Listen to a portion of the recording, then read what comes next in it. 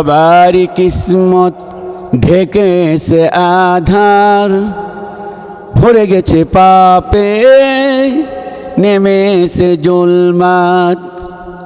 কোরআন হাদিস সব সেরেছি আমরা, কি করে পাবো তোমারি রহমত। সবারই কিসমত ঢেকেছে আধার, ভরে গেছে পাপে নেমেছে জুলমাত।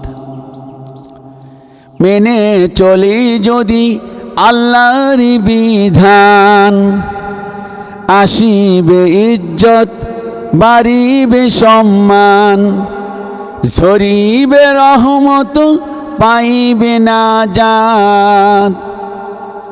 তাহলে পাবে আল্লাহর জান্নাত।